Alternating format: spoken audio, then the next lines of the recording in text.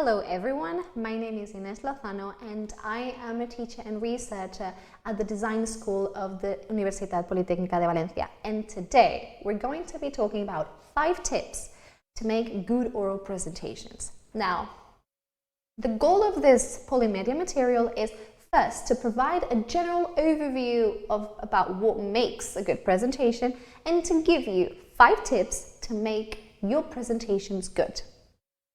So let us begin.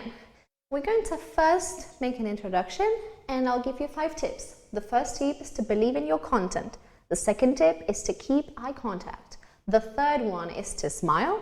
The fourth one is to keep an eye on your body posture. And the fifth one is to gesture, to narrate and illustrate. We will finish with some conclusions.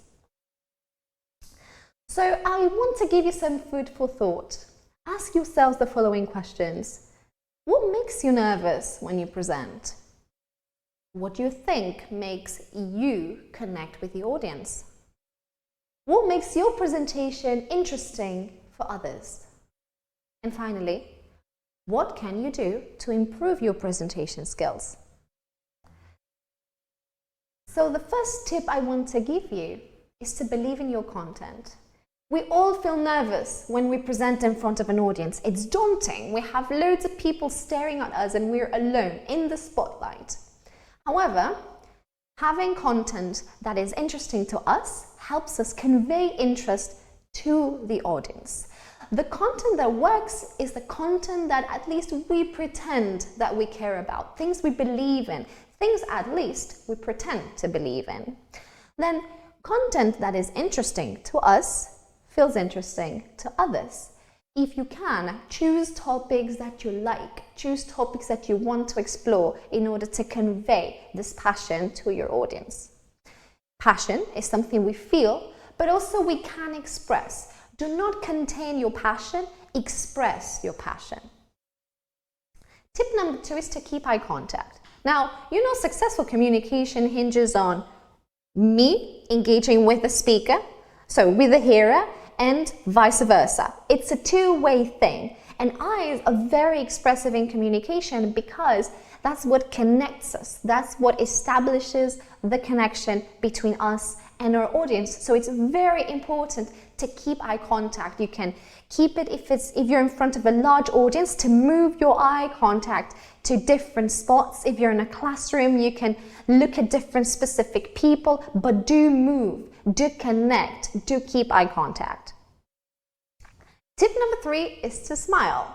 Like eye contact, smiling is another way that makes us connect with the audience. A smiling speaker will connect a lot better than a serious speaker because it puts your audience in a state of relaxation. They are tranquil, they are chill, and so they're more likely to be sympathetic towards your content and towards you. The fourth tip is to keep an eye on your body posture, because basically our body posture reflects the way we feel. If we are tense, we'll clench our fists. We will feel more contracted. If we're relaxed, our legs, arms, torso will feel more straight and will not be contracted. So relax your body, leave it in a natural position. Straight back, legs parallel to your shoulders, chin up, feel confident and express your confidence. Bear in mind what actions like crossing your legs or crossing your arms or hunching your back convey to your audience. What's the difference between speaking like this and speaking like this? Finally, the 5th tip is to gesture, to narrate and illustrate.